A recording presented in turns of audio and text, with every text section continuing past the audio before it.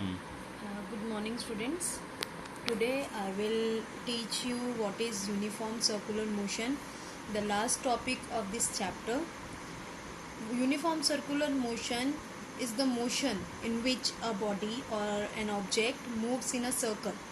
So, when an object moves in a circle, then the motion is called uniform circular motion. यहाँ पे हम लोग uniform word इसलिए use कर रहे हैं क्योंकि इस मोशन में जो बॉडी है जब वो सर्कुलर मोशन में घूमती है तो उसकी जो वेलोसिटी है वो कांस्टेंट होती है, बट क्योंकि वेलोसिटी एक स्केलर वेक्टर क्वांटिटी है, it is a vector quantity, तो उसके पास मैग्नीट्यूड भी है और डायरेक्शन भी है. अब यहाँ पे क्या होता है, उसका मैग्नीट्यूड तो कांस्टेंट होता है बट उसकी जो डायरेक्शन है वो चेंज होती रहती है हर पॉइंट पे जब एक सर्कुलर मोशन लेता है, तो जिसकी वजह से इसके पास एक एक्सेलरेशन होती है. यही लिखा हुआ है. It is called uniform circular motion because the velocity in this case remains constant but due to change in its direction there is acceleration. Fine. उसके बाद ये कुछ डायग्राम्स बनाए हुए हैं जो सर्कुलर मोशन को बताएंगे. इसमें एक बॉडी है. सर्कुलर मोशन का मतलब सिर्फ एक इतना सा है कि वो अपनी इनिशियल पॉइंट पे वापस आ जाएगा एक सर्कल पूरा करके. ठीक है, जैसे कि यहाँ पे भी एक सर्कुलर मोशन है, ये भी एक सर्कुलर मोशन है, यूनिफॉर्म सर्कुलर मोशन है, ये भी एक यूनिफॉर्म सर्कुलर मोशन है. तो यहाँ पे हम लोग इस बॉडी की स्पीड इस फॉर्मूले से देते हैं क्योंकि velocity is equals to displacement upon time होता है या speed is equals to distance upon time होता है. तो v इज इक्वल्स टू मेरा, तो वेलोसिटी और speed is equals to distance upon time होता है, इसलिए ये मेरा डिस्टेंस अपॉन टाइम हो गया.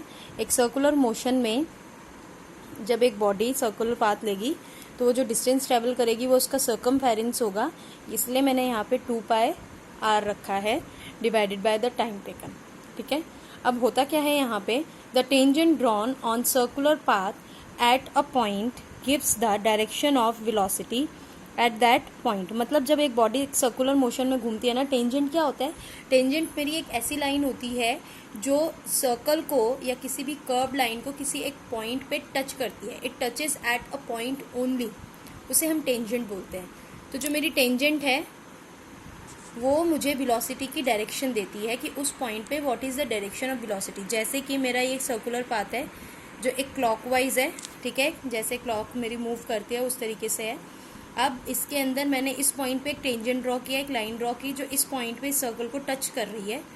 तो इस पॉइंट पे इस ऑब्जेक्ट की जो डायरेक्शन होगी वो टुवर्ड्स दिस एरो होगी. ऐसे ही इस पॉइंट पे जब मैं टेंजेंट ड्रॉ करूँगी तो इसकी डायरेक्शन इस जगह पे होगी, इस तरीके से होगी. और यहाँ पे जब मैं एक टेंजेंट ड्रॉ करूँगी तो ऐसे होगी. मतलब अगर आप देखोगे तो हर एक पॉइंट पे अगर आप टेंजेंट ड्रॉ करोगे तो हर जगह पे इसकी जो डायरेक्शन है वो चेंज हो रही है, बट मैग्नीट्यूड देखो यहाँ पे भी v है, यहाँ पे भी v है और यहाँ पे भी v है, मतलब मैग्नीट्यूड इसका सेम रहता है. इसका एक एग्जांपल मैं आपको दूंगी.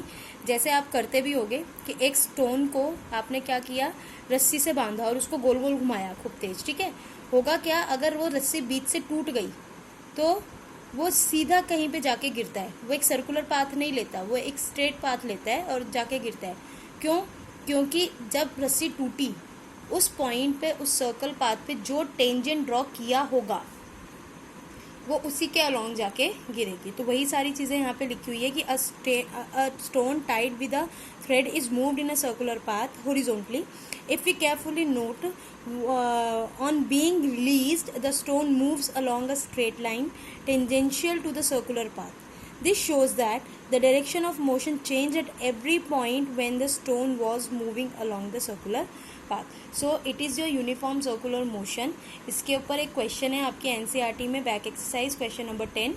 ये आप लोग ट्राई करेंगे. बहुत सिंपल सा क्वेश्चन है. उसमें आपको रेडियस दे रखा है, टाइम दे रखा है, आपको सीधा सीधा उसकी स्पीड निकालनी है. ठीक है. क्वेश्चन नंबर 7 भी है जो मोशन ऑफ इक्वेशन के ऊपर है, आपको वो करना है.